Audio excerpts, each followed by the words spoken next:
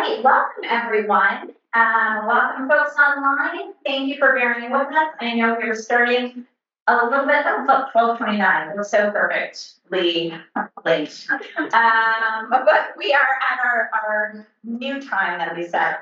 And thank you everyone for joining us on our bus tour and for the folks who are able to join us here for this afternoon. So as a reminder, and for folks who are joining us now, my name is Andrea Folsom. I am the Education and Grants Manager here at New Hampshire Recycles. And I am going to be giving our unabridged version of the Recycling 101 presentation. So unabridged is just a really nice way of saying the long version of this presentation. So the presentation is about an hour long. Usually we do this, we shorten it and make it about a half an hour, and then we have half an hour for questions. Today we're going to give you the full meeting presentation, and then we have an hour and a half for questions. So we're allowing plenty of time for both. So let's get into it. Okay. So this is what we're going to be talking about today, just so that you have a roadmap of what we're going to be doing. So we're going to start a little bit about our organization, and we're going to start with the big picture of trash, just an overview. We'll be talking recycling basics and recycling in New Hampshire, looking at what recyclables become, a little bit closer look at recycling specifically in the state, and then next steps both at the state level, town level, individual level, and as a community. So New Hampshire Recycles, as I mentioned on the bus, we are the oldest and largest cooperative model recycling nonprofit in the country. We are located in Epsom, New Hampshire, that's right outside of Concord. And we work with 90% of New Hampshire municipalities. We have about 450 members, 70% of Vermont municipalities, and then, as I mentioned, some towns in Maine, Massachusetts, and Connecticut. So we're really happy to be able to work with a lot of towns. We really focus on small rural communities. That really is where we like to put our energy. We offer a lot of services, but the main things that we offer are cooperative marketing, education, and technical assistance. So our impact, this is the education component, obviously. Technical assistance is when we go out to our transfer stations and we talk about ways to help improve their practices. And then our cooperative marketing is really helping transfer stations move their materials. And that has both an economic and an environmental impact. And this is that impact. Last year alone, we helped transfer stations move almost 77 million pounds of material. That's a lot. Just by moving that amount of material, that removed 195 million pounds, or that helped avoid 195 million pounds of CO2 from entering into the atmosphere. That's the equivalent of removing from the road for an entire year.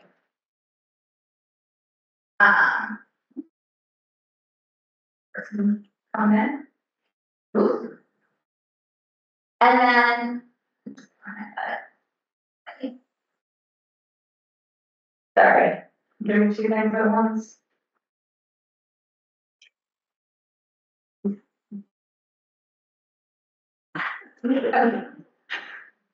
And then the economic impact of that, the sale of those recyclables was 2.97 million. So we returned almost $3 million to town. So that is not a little bit of money. That's a lot of money if you think about it. So we are really proud of the impact that we are able to have with our member communities around the state.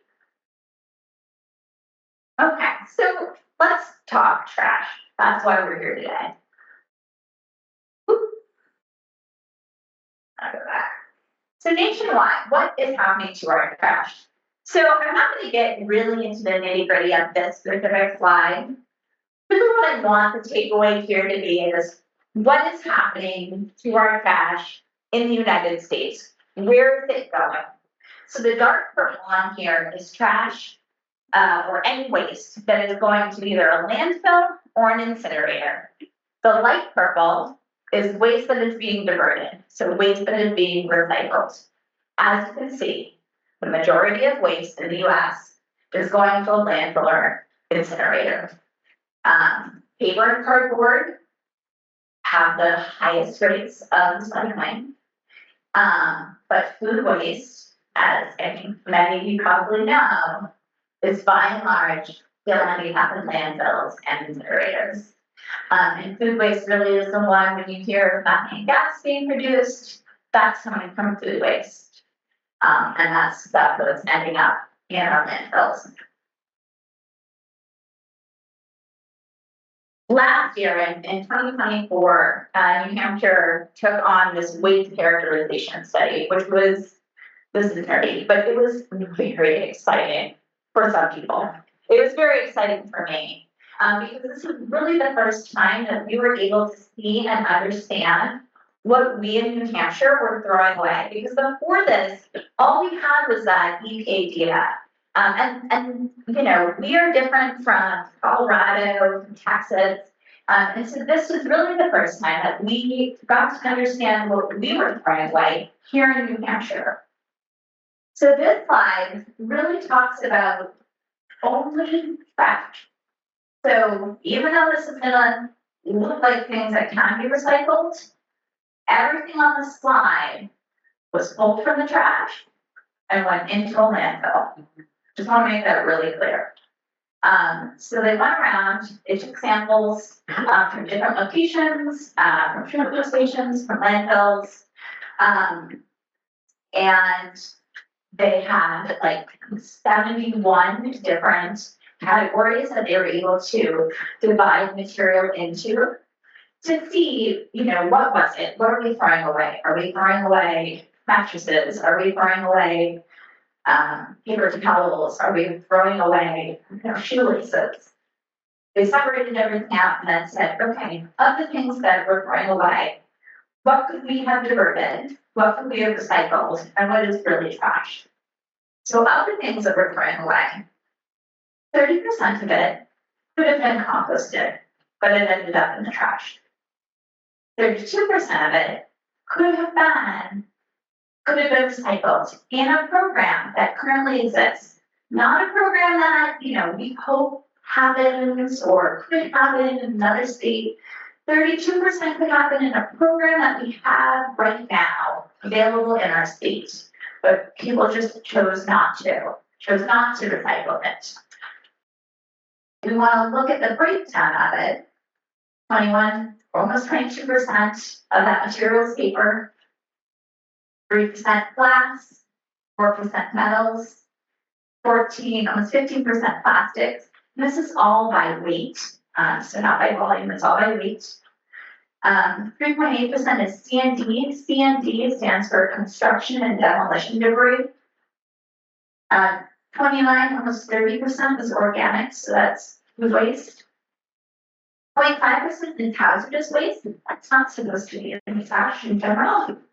0.1% is batteries, 1.8% electronics, and then 19.2% is special or other. Special other just means either it could be categorized in one of those other categories, or it was things like carpets, mattresses, those kinds of things.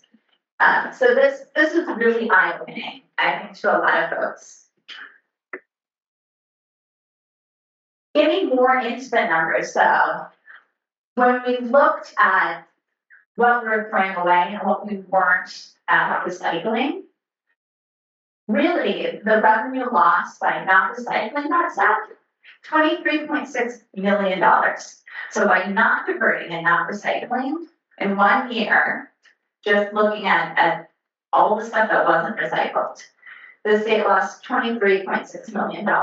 So again, beyond the environmental impact, by not diverting, by not recycling, it has a real economic impact as well. The other thing that I think is disgusting and awesome, but mostly disgusting, is this list. So this is a list of the top things that were found by weight that are going to our landfills. So this is what is making up New Hampshire landfills and the incinerator. Number one, food waste, unpackaged. So this is stuff we're either eating, the end of, I don't know, onions and stuff that we're cutting up, and we're throwing in the trash. Number two, packaged food waste. So it's like the stuff we have hopes and dreams for, and then like we never get to it and we throw it away. Number three is compostable paper. That one confused me at first. So what the heck is compostable paper? So I told you what it is. So paper towels, Kleenex, paper napkins, that kind of stuff. So it's paper that you can't recycle it. The fibers are too short. It's not going to be recyclable. You technically could compost it, but it ends up in the trash. And again, this is by weight. So those are some heavy paper towels. Pretty gross. Number four is pet waste. I think I've made myself clear on how I feel about this one. That's gross. The fourth heaviest thing that's ending up in our trash is our pet waste. Number five, textiles and leather. This is very easily divertible. So there are a lot of programs around the state where we can divert our textiles waste, and a lot of towns have like those big white boxes or those big yellow boxes where you can drop off your shoes or your clothes and they'll be diverted. So we don't need our textiles going into our landfills. We have other options for them, and yet they are the fifth largest thing that's ending up in our landfills. Number six, diapers and sanitary products. And number seven, corrugated cardboard and craft paper. And corrugated cardboard, you can get money for that. Like that is recyclable. And I don't know about you, but when I drive around my town on trash pickup day, we don't have any of the town trash pickup being paid for it. And I always see cardboard right next to the trash bins. And I think people think if you put the cardboard next to the trash, it's going to be recycled. It is not. If you put your cardboard next to your trash, it goes in the trash. That's what happens to it. And it does. It ends up in our landfill. So that's the good news. It's not. It's sad news. That's what's happening. That's what's going into our landfills. So here's some more fun facts about New Hampshire. Here's what our solid waste landscape looks like. So in New Hampshire, we have 6 landfills here in our small state. So 3 of them are public or unlimited service area. This means that they can take waste from anywhere, including out of state.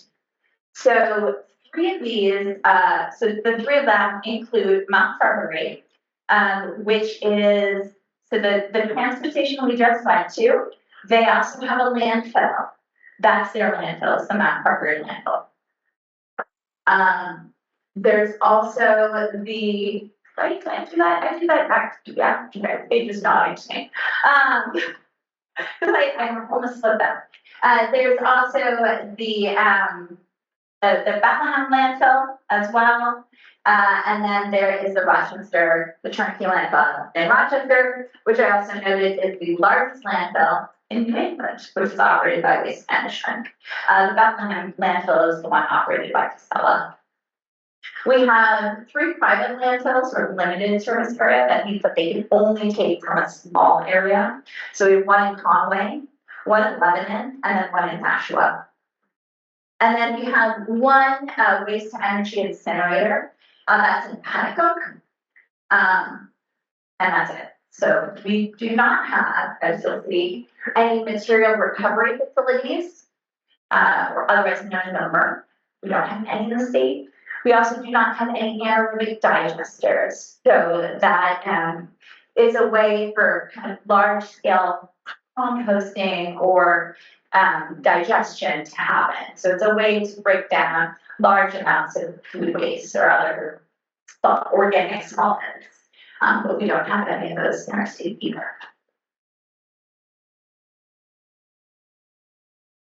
So here's an audience interaction slide. How much waste comes into our state from out of state? What percentage? Just throw it out there. Here, 25, 80, 30, 30, 80, 50. Okay. 50%.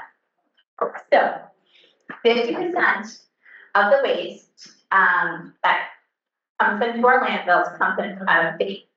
There's a caveat. New Hampshire also does send some of our waste out of state. So not all of our waste is in New Hampshire. We also send some out of state. But because we have those 3 unlimited surface area landfills, we do get waste that comes into our state. We do get the question of why. Why can people send their waste here? It is because there is a federal regulation, that's the Interstate Commerce Clause, that says that we cannot stop goods or services from crossing state lines. Waste, trash, counts as a good or service. And so you can't just stop it from crossing state lines. So that's why trash can go over state lines. So it's like you got paid for it too, right? Yes, yeah. Okay. How you guys doing? You look great. So as we go on, another thing I'm going to be talking about, or you'll hear me talk about, is contamination. And this word can get confusing, so I like to put it in the beginning. Contamination can mean a lot of different things to a lot of different people. So this is what I'm talking about. So when we're talking about recycling, recycling is a manufacturing process. So when I'm talking about contamination, I'm talking about something that's going to gunk up that manufacturing process. In this picture, this is Pam. She works with us. She's great. If you called New Hampshire Recycles, you probably talked to Sam. Sam is pointing out a red Solo cup, which is in a load of aluminum. That red Solo cup is contamination. You do not want to make a new aluminum can that is part of a Solo cup. That's not a great aluminum product. So when we're talking about contamination, it just means anything that is in that recyclable load that shouldn't be there. That could also be a full bottle of Gatorade. Gatorade does not a plastic bottle make. That bottle should be empty. So when we're talking about contamination, those are the things we're talking about.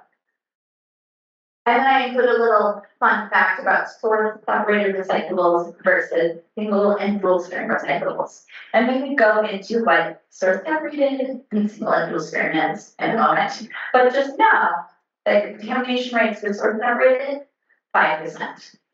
For single and dual stream, around 30%. So 5. All right, moving right along. So let's talk about a little bit more of the basics of recycling. I'd like to start off with our favorite recycling example, which is aluminum. So why do we like aluminum so much? So it is the darling for a variety of reasons. First of all, 75% of all aluminum ever created, ever, is still in use, which I think is amazing. For a variety of reasons. First, I see aluminum cans on the side of the road all the time. So the fact that 75% is still in use, it's just awesome. Because that means that somehow those aluminum cans are getting recycled. Second, aluminum can be recycled infinitely. It does not break down, it does not degrade when you recycle it. That's not true of all recyclables, so that's awesome. Third, aluminum is it saves money and energy and resources to use recycled aluminum over creating new aluminum. Create new aluminum, you gotta get the ore, you gotta process the ore, you gotta use a bunch of energy, you gotta use a bunch of water. So that is why both companies and environmentalists and business people prefer to use recycled aluminum over creating new aluminum. So that's why aluminum itself is like the poster child for recycling. Wait, we've got another participating in the lobby. I'm not calling him. You can't let him in. Hold on, I'm letting him in. Okay, it's in pop that time. Okay, so another interaction slide. So in New Hampshire, we have a law that said that New Hampshire municipalities must provide either access to, or have a transfer station. Or a municipal recycling, that they have to have a municipal recycling facility or provide access to one. So, or to a transfer station, not a municipal recycling facility. So what percentage of towns in New Hampshire do you think have one? Yeah, shove it up, percentage, 90. 90%, 60. Give me a chance to take a drink, so. Wait, I missed that, 25? 75. Oh, 75, that's better. Alright. 85. So 85% of towns have their own municipal recycling facility. And then many more towns provide access to one. Yes, there are still towns that don't have any, but I know many of them, somewhere in the audience today, are working hard at getting there. So I know that I mentioned that I would talk about this, and I talked to some folks about the, actually at the transfer station, but talking about the 3 different types of recycling programs. So who here, I know I have a mixture of people, who here has stream recycling? Yeah, okay. Does anyone have dual stream recycling here? Where you put it into 2 bins? That's not as common in New Hampshire. And then how about source separated? Should be most everybody else. Okay, great. So we have a little bit of a mixture. So yeah, single stream recycling. This is something that generally speaking you'll find in cities, but not always. We have it in towns. We have it in Bethlehem, which, you know, maybe you would call it a city. I don't know if I would. But all the recyclables go into one bin. Those collected go off to a MRF, to a material recovery facility. And then they are separated in a variety of ways. They're sort of separated by people, magnets, lasers, robots, air. It's amazing. They're separated in a whole bunch of different ways. They're then baled up and they're sold. The money from the sale of those recyclables goes to the MRF. It does not go back to the town. The town pays to have the recyclables collected by that MRF and then sent away. Dual stream is very similar, except paper and cardboard going to one bin, bottles, cans, jars, plastic, aluminum, sometimes glass, go into another, and then similarly, it's separated, it's baled, it is sold. Sort separated, that's what you guys saw earlier today. So everything is separated. Usually it's not picked up, but some towns do have it, which is very cool. I think people saw me get very excited over the sort of separated trucks that we have to see today, which are not common. And then they are, again, baled and sold. When towns have when towns have sort of separated recycling, and they do their own baling and sale of their recyclables, those towns get to keep any revenue that they make from the sale of those recyclables. When the markets are good, that's great. The markets are less good right now, so, you know. But it is still better, oftentimes, to divert that waste. But we'll get into that in a moment. So I also talked to a couple folks about this. There are pros and cons to single and dual stream versus the sort of separated. So single and dual stream, it's just easier. It's easier for folks to do. You put it in one bin, you put it at the end of your driveway, it's picked up and sent away. That's really easy. It's really great if you don't have access to a vehicle, or if you have any mobility issues, it just makes it easier to recycle. The downside of that is that, as you saw in an earlier slide, it has a higher contamination rate. Oftentimes you'll see a higher rate of wish cycling where people are like, I hope that this is recyclable, and they put it in the bin. It is not recyclable. It has to be taken out. hopefully, eventually down the line. Unfortunately, if there's too much contamination, it can contaminate other recyclables. And then if recyclables are too contaminated, you can't sell them and they end up in the landfill. Sort of separated recycling, you tend to have a lower rate of contamination, but you're asking a lot more of people. You're asking them often to drive to a transfer station, to separate their recyclables, to take the time to, to do that work. And that can be a lot for folks. So it does require more effort. However, you can get a higher quality material. You just can get less of it. Okay. So which of the following, this is just like a piece in your mind, which of the following town departments generate revenue? You might think like, none, but there's some. Here they are. So there's some. And I put what they generate. So oftentimes it's fees, sometimes it's taxes. And the transportation is one place where there's some sales. So the sale of your recyclables, one place in a town budget where you might have some revenue generated. So this is one thing that I was talking about a little bit earlier. So recycling markets go up and down. They're just like any other market. Sometimes they're good, sometimes they're not so good. However, there are two parts that you're thinking of, even if recycling markets are not doing great. So you're thinking about the revenue. So revenue is earned by selling high quality recyclable material to responsible vendors. You want to sell it to responsible vendors. That's what we help you with. However, if the markets are down, perhaps you're not earning revenue. Perhaps you're having to pay to move that recyclable. You still may be paying less to move that recyclable than you would be to dispose of it in your landfill. So it still is worth it to recycle.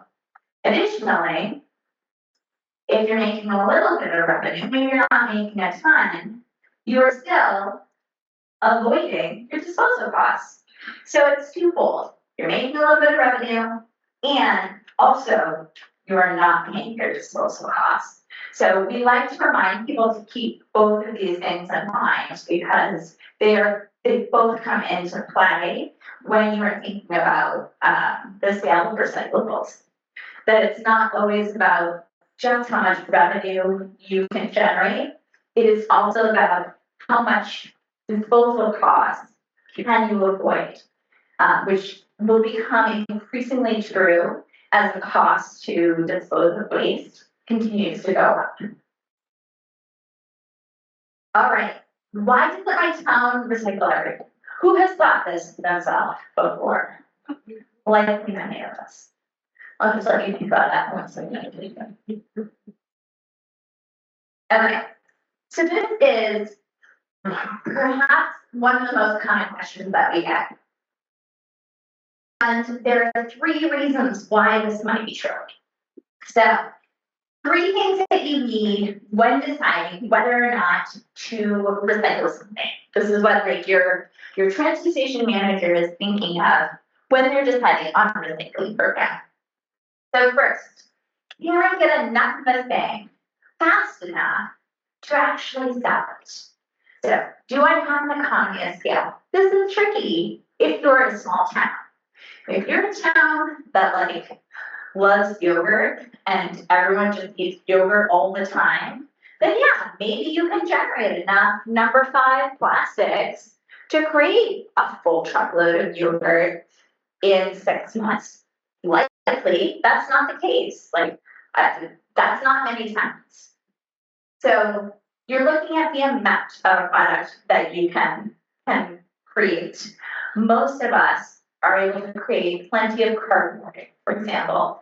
We're all drinking a lot of soda, and yes, we're drinking out of plastic bottles. So that's something that we're getting to an economy of scale for those. Location.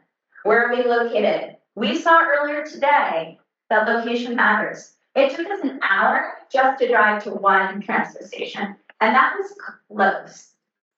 So you just have to think of where exactly you're located and where are you sending your material to. And that's going to differ depending on where you are in the state. So up here in the North Country, it's going to be harder to send your material someplace, I don't know, in Vermont, Massachusetts, because of the cost of shipping it, the cost of gasoline, how heavy your material is. So you need to consider the transportation and processing. Where am I sending it to and how much does it cost to get it there? And then finally, the cost, the markets and materials. What are the markets doing? Am I going to be able to recoup my costs through the sale of these recyclables and the avoidance of those disposal fees? Sometimes this all works out great, and yes, you're able to start a new recycling program and you're able to make it work, and we love that. And sometimes towns have to make really hard decisions that can make folks pretty upset. And some towns continue to choose to recycle and continue recycling programs, even if it's costing them money. And that's totally valid as well. But these are the considerations that all towns have to make when deciding whether or not to recycle. All right, doing the tough. Shake it out. So what do recyclables become? This is a lot of pictures. So you probably know a lot of these, but maybe you don't know some of them. So paper and cardboard, what do they become? Cardboard. It becomes more cardboard. It becomes boxes, it becomes paperboard. It becomes scrap paper. Paper becomes more paper. This is compostable paper that I talked about. It can also become the backing of shingles, which I thought was cool. Paper also becomes more paper. And it can also become paper.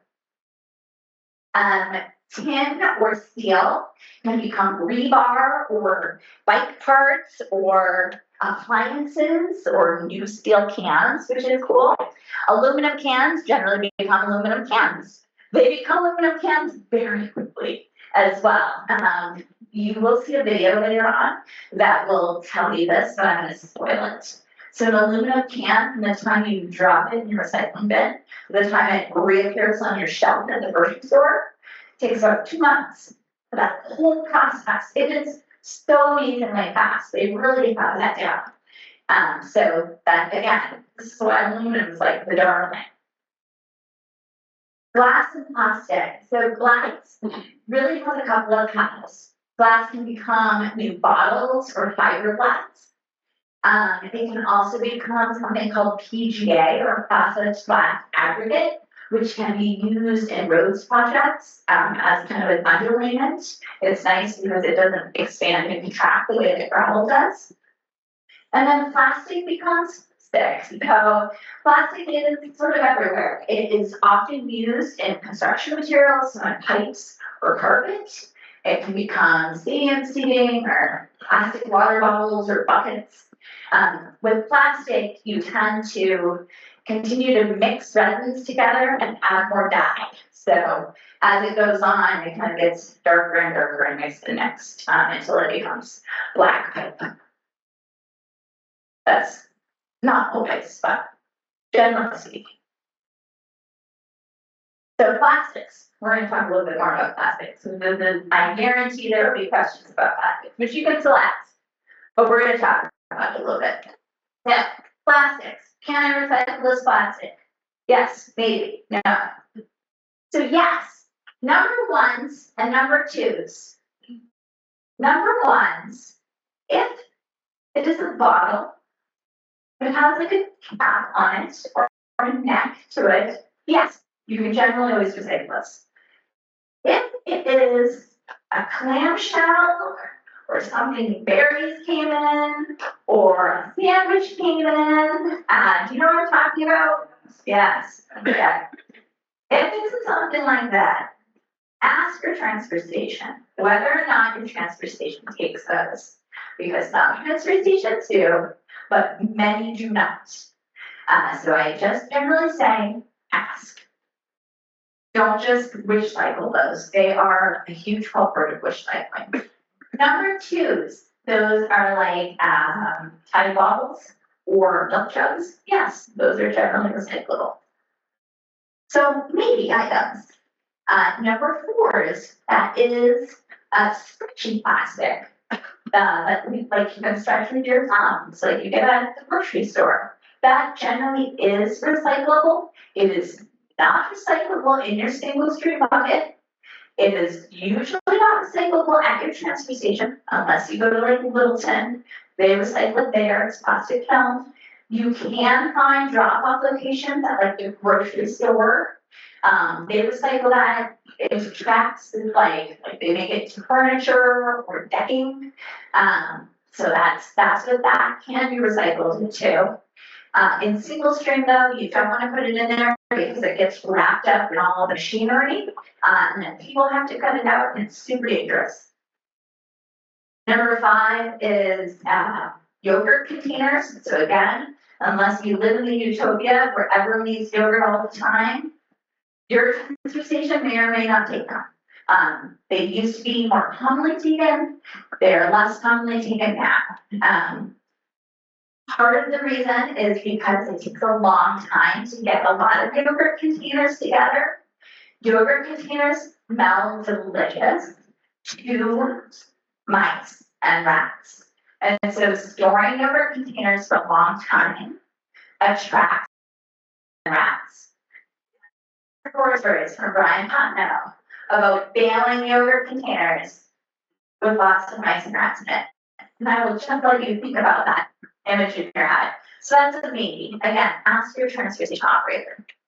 Number 6, I have recently added. So number 6 is styrofoam.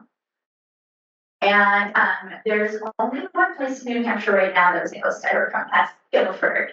They have this very cool foamulator machine that grinds it up and melts it down into these 50-pound ingots. When they get enough ingots, they can sell them. They have diverted so much styrofoam, it's amazing. They can take it from anywhere, because you gotta call ahead of time. So sometimes you can divert styrofoam. Some towns will work with Guilford to do like a single day where you divert it. So that is why that's a maybe ask. Number 3 and 7. No, you can't recycle those. That's just a no. 7 just means other. It means that you mixed up your plastic resins, and 3 is PVC pipe. No, you can't recycle those. The main takeaway from all of these numbers is that those numbers inside that symbol is a clue. It is not telling you to recycle it. It is a clue that it might be recyclable. This symbol in general is chasing arrows. If you see that on anything, just know that anyone can put that on anything for any reason at any time. There's no regulation on that symbol. It can be put anywhere. So the chasing arrow symbol is a lovely symbol. I love that symbol. But you really have to be skeptical when you see it. You have to dig a little deeper. Do not think that just because you see that, it means that something is recyclable. It's giving you a clue that it might be, but then you gotta ask a couple more questions. And then here are some other facts that I already went over about styrofoam recycling. This is generally why styrofoam is not super recyclable. It's mostly air, it's hard to bale, it's hard to process and ship. And then plastics require different processing. The starchy plastic. Sounds good. All right, sorry, Allegra, she missed exciting plastics information. All right. Oops. Okay, so recycling in New Hampshire. So this is a new slide just for you guys. So I don't know if you do this, but we have several waste disposal bans in New Hampshire. So you cannot throw these things in the trash here in New Hampshire. The newest one is our lithium-ion battery ban, ta-da, as of July 1st. So anything with a lithium-ion battery in it cannot be thrown away. I have put up examples of what those might be. Wet cell batteries, you haven't been able to throw those away in a long time. That's car batteries. I think we all know that you can't just toss car batteries in the garbage. But lithium ion batteries, that's a big one. That applies to everyone. It does not just apply to transfer stations. It applies to residents. It applies to everybody in this room. The reason we cannot throw lithium ion batteries away is because if you puncture them, if they start to swell, they can explode, they can spontaneously combust, they go into something called thermal runaway, they contain all bits of fire, they contain oxygen and heat and fuel, and they just catch on fire and make everyone's life miserable. They're very dangerous. So do not throw them away. You can bring them to Staples. You can ask your transportation about them, but do not put them in your trash. Electronic devices cannot go in your trash. Food waste. This does not apply probably to anyone in this room, unless you are a 1 ton per week generator of waste who lives or exists within 20 miles of a facility that can take your food waste, which I don't think anyone in this room is, then you can't throw away food waste. Leaf and yard waste, that does apply to us. That's why you usually have the leaf and yard waste file at your transfer station. And mercury added buttons, that's been in place for a long time. And again, it's like buttons on batteries, CFLs, which are the fluorescent lights, old thermometers. That's nasty stuff. That's the big one. New Hampshire does have some recycling, which is exciting. So we have electronics recycling in Hudson and Merrimack. And then we have a paper mill still in Claremont, which I think is very cool. This is one where I really wanted to show where recycling goes. So a big question that I get, or a concern that I get, is that all of our recycling is just like being sent overseas. And this really shows that it's not. So this is Keene, New Hampshire. We took all of their stuff. This is from, I think, 8 years ago. And this is where their materials went. So you can see most of the materials went to Massachusetts. Did it stay in Massachusetts? Likely not. You know, they might have been processed there and then sent elsewhere in the United States. But the majority went there. Their glass ended up in Quebec. That was clean glass. It got turned into fiberglass. Their paper and cardboard went to Georgia. Their plastics went to Michigan. I looked at the slide enough times, so I should really know it. And their electronics went to New Hampshire. So this really is just to highlight the fact that while recycling itself is a global market, much of what happens in recycling, at least through New Hampshire Recycles, does stay domestic. In New Hampshire, what's the recycling rate? So this is the recycling rate. So this is how much is being diverted. So this might be kind of high. So this is 26%. I use the New Hampshire Department of Environmental Services biennial solid waste reports to come up with this number. I've seen other reports that have it as low as 18%. Other things say 23%. So I think we can say between 18 and 26%. So it's, yeah, low. We've got room for improvement. Why is that? So here's some realities. Solid waste disposal is expensive. I think I've mentioned this. New England is the most expensive place to throw away your trash in the United States. We have a really high water table. It's hard to site landfills. It's just expensive. It's an expensive place to throw away your trash, and it's just going to get more expensive. New Hampshire, as I stated, lacks infrastructure. So we are limited as far as where we can send our waste. We have minimum but growing state support, which is wonderful. We're really excited about what has been happening in the state. So while we don't currently have grants, we will be having some grants coming online. And then we have some state level policies that are coming online. And then we also do have a New Hampshire Solid Waste Working Group that was formed in 2022 that helps look at policy and regulatory changes in New Hampshire. So while there's negatives, there are also some real positives that we're feeling very optimistic about. So, good news, this is the last section. So what are we gonna do about all of this? First, I want to look at state solutions. So what can we do as a state? So these are options that have worked in other states.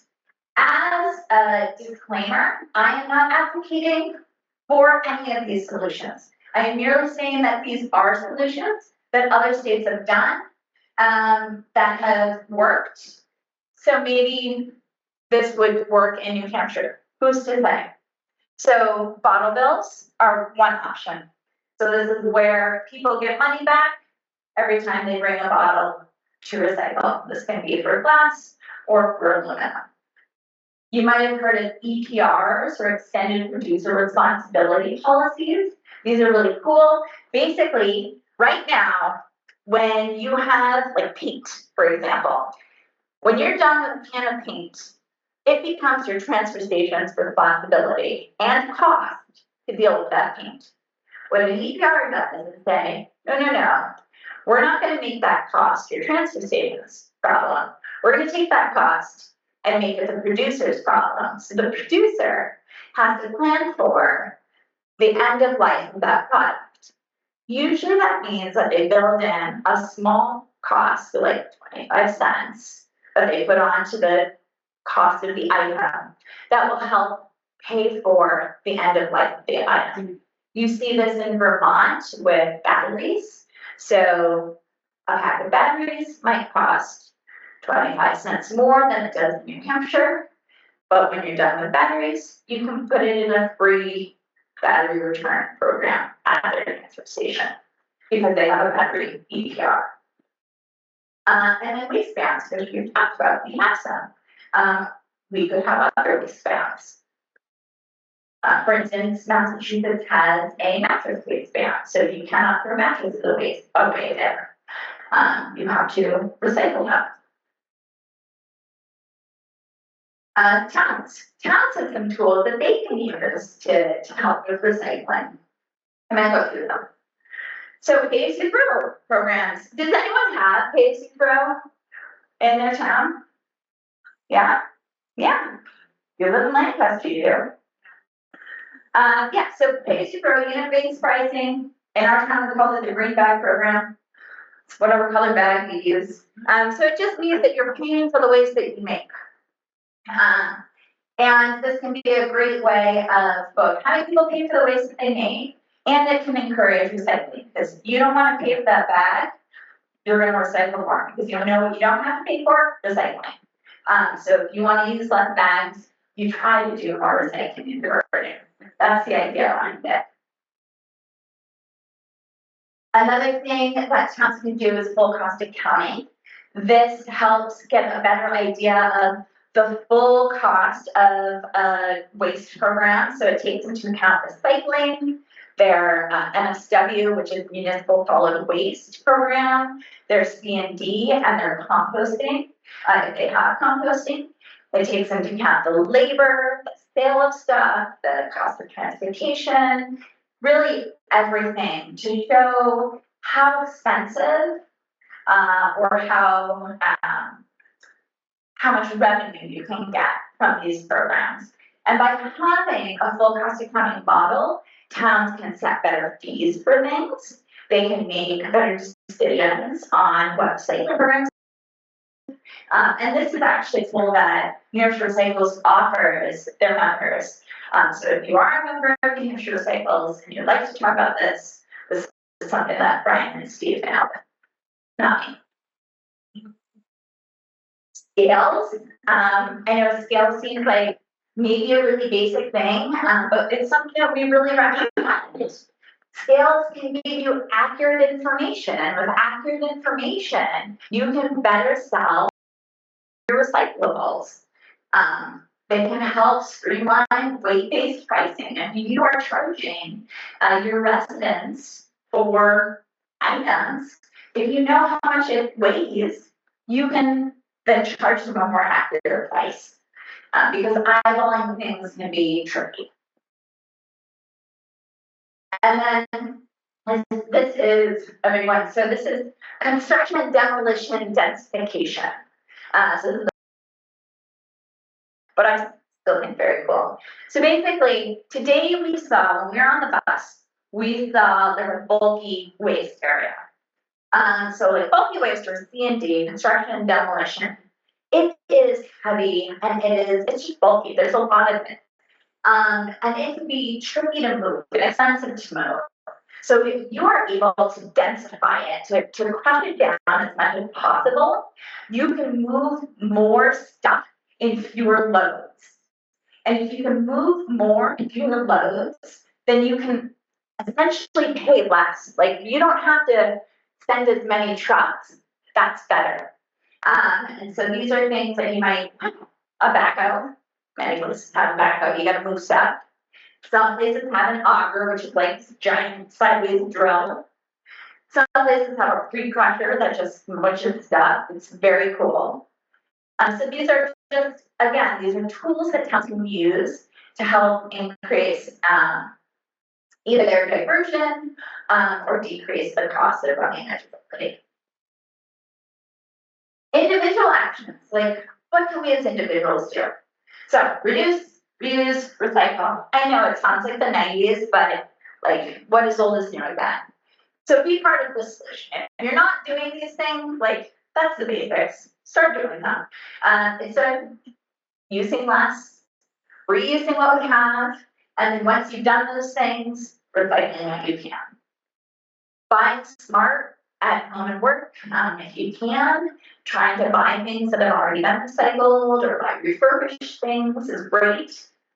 Diverting food out of your trash is wonderful. So you can compost. And then I have to do a plug for myself. So I put sign up for Below Scrap, which is our bi-weekly newsletter. We try to make it really interesting and skimmable. So it comes with education and interesting articles and all that kind of stuff. And it comes out just about every other week from New Hampshire Recycles. And this is one I just like to put it, this is when does recycling happen? Because people think like, oh, I dropped it in the bin, recycling has happened. No, recycling happens not only when you drop it in the bin, but when you purchase a recycled thing. Like that is the whole, right, like the cycle. Even has it in the name, recycle. And then finally, collective action. So you can advocate for legislation or infrastructure that can help support whatever you believe in, whether that's MRF or an anaerobic digester or policies. We have a whole legislative page on our website. I've updated it with new policies that are coming down the pipeline. If you see something on it that you feel strongly about, reach out to your representative and tell them how you feel. And then organize. You can organize at work or in town and let folks know how you feel. And then these are my final two takeaways. So one, recycling. It's just trash with good thoughts.